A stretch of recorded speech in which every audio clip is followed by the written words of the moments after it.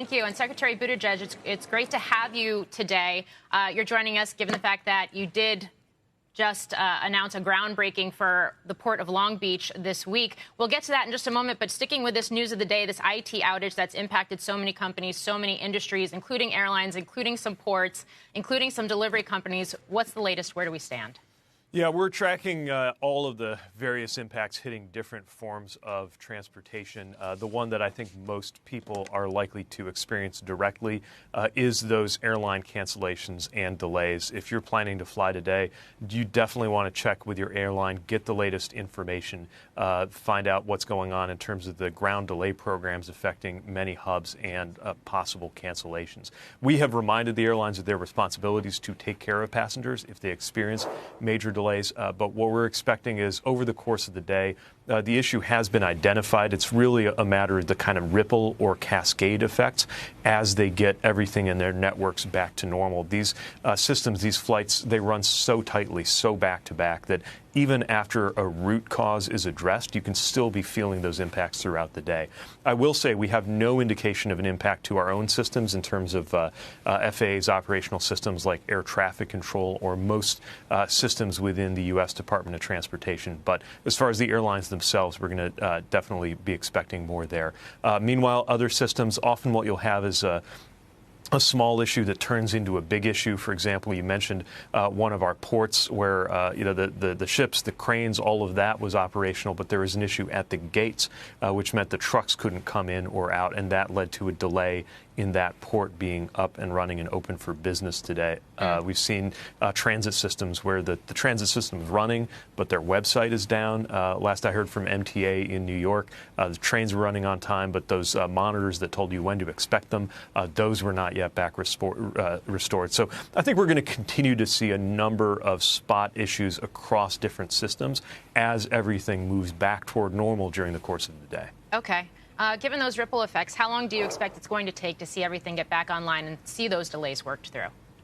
Well, again, the good news is this issue has been identified very quickly. The challenge is, we have such tightly wound and interdependent systems that these ripple effects can carry on. But it does seem, as of now, like hour by hour the issues are being addressed, resolved, and smoothed out. And so we're hopeful that we'll get to something much more resembling normal by the time we get to tomorrow. Okay. So this wasn't a cyber attack, but the fact that one company pushing one buggy content update to another company could take down so much of the global IT infrastructure, does it raise questions?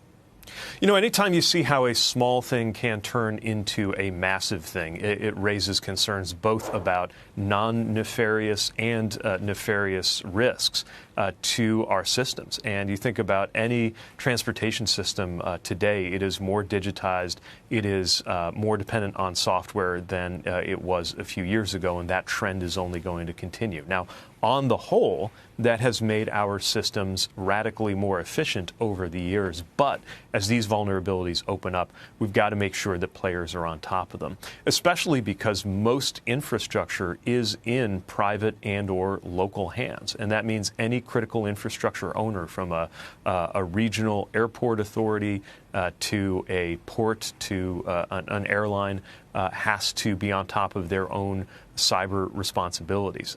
So we're continuing to engage different infrastructure players on those issues. If you think back to early in this administration's term, the Colonial Pipeline issue was an example of how an issue from one side of the house can cascade into another. That cyber attack wasn't even on their operational systems. It was more on the administrative side of that pipeline, and yet wound up making it necessary for the whole thing to shut down. So we're certainly in a new era in terms of these risks, and I think there will be a huge amount of after-action assessment after the dust settles and things get back to normal. Right now, all of the infrastructure players we're engaging, transit systems, railroads, airlines, you name it, their big job today, of course, is just to get back to normal as quickly as possible. And we talk so much about physical infrastructure, and I just think even coming out of the pandemic, knowing why you're joining us initially today with this $1.5 billion rail expansion project at the Port of Long Beach, we talk so much about the physical piece of this, but do we need to be looking more closely at the digital piece when you talk about the resilience of supply chains then?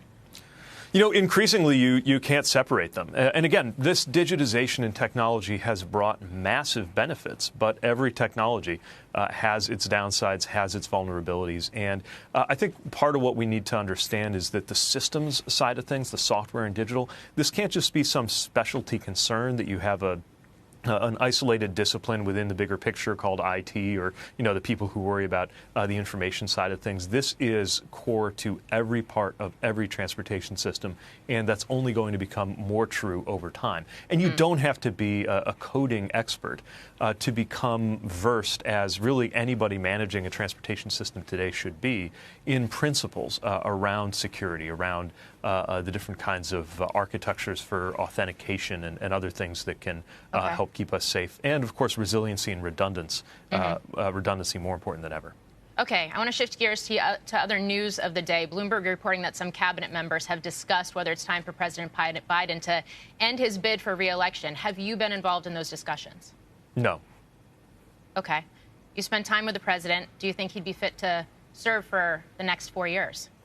I have been so proud to serve under President Biden's leadership, and every time I have needed him for a decision, for guidance to do the things that cabinet secretaries need from their president, he has been there. And I think there's no better example of the quality of his leadership than what's gone on in the transportation and infrastructure space, an area where other presidents have promised and failed to deliver massive infrastructure improvements. And he actually got it done in a bipartisan way. And part of why I'm so excited to be in a place like Los Angeles and Long Beach, where I've been spending the last 24 hours going from one infrastructure improvement to another, breaking ground, marking funds coming here, is directly a result of President Biden's leadership.